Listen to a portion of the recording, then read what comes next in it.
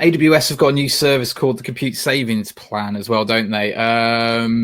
John, essentially, do you want to just give a little bit of explanation of that? I don't know too much about that yet. Sure. Yeah. So savings plan is a little like instance reservation in terms of its mechanics, if you're familiar with that, where you are basically trading off longer term commitment against cost. So you have either an upfront payment or a no upfront payment for that commitment, and then you get a reduced monthly spend as a result of that. And these exist so that AWS can predict capacity and so forth. So it's sort of in their favor. It helps them out for you to be able to make those commitments, so they can make sure that resource is available to you. The main difference between a savings plan and the reserved instances is that the savings plan, it's more straightforward. Like you can the bits of it in the console are a bit easier to understand.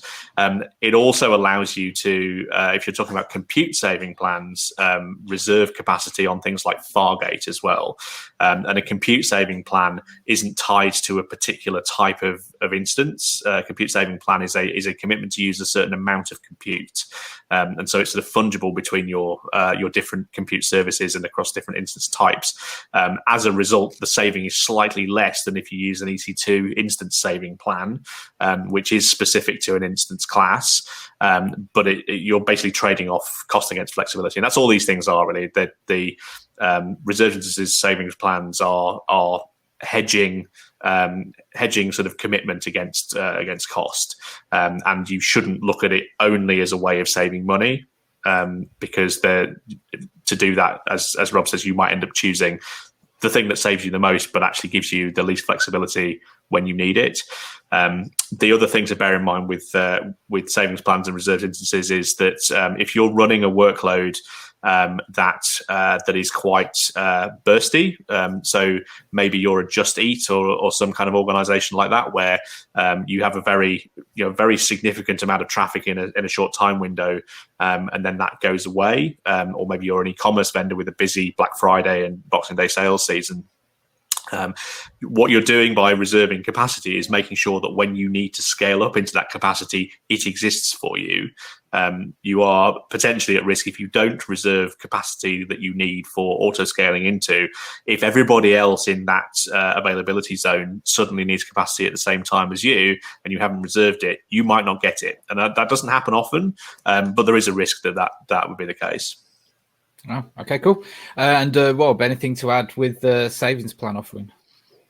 I think it actually, unfortunately, more just to echo rather than add something. The ability to be able to apply the same savings against a broader range of services, in particular Fargate and Lambda, is super important.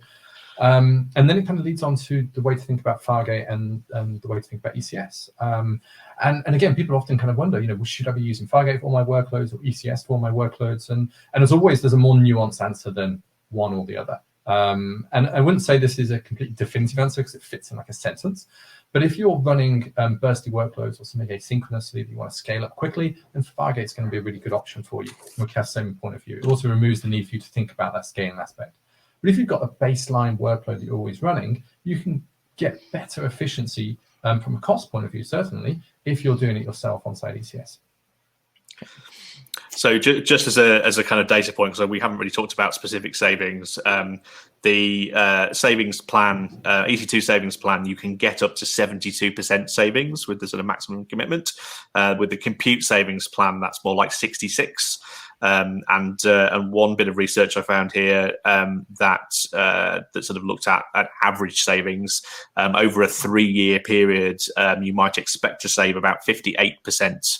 Against your EC2 instance saving plan, which is about the same as an average reserved instance saving, or 51 against a compute savings plan. So there's not a huge amount in it on average, and given that the compute saving plan is more flexible, that's probably where I would start looking.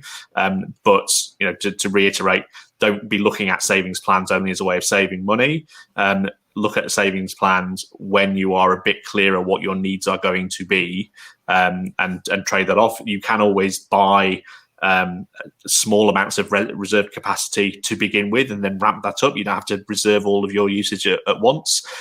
With some customers we've worked with a newer workload, we'll recommend that if they want to save a bit of money, they can maybe sort of reserve their workload baseline, and then maybe come back to it later and reserve more capacity if their usage increases, or they want to save a bit more money, or they're a bit less cash flow constrained, where paying a large amount of money now to save money in future is a good idea. And I think startups often going through funding cycles. If you are going out to do a raise, do think about putting some budget aside for capacity reservation in your sort of B, C, and D rounds, so that you then have an understanding that you will probably put some of that money to a savings plan when it becomes available.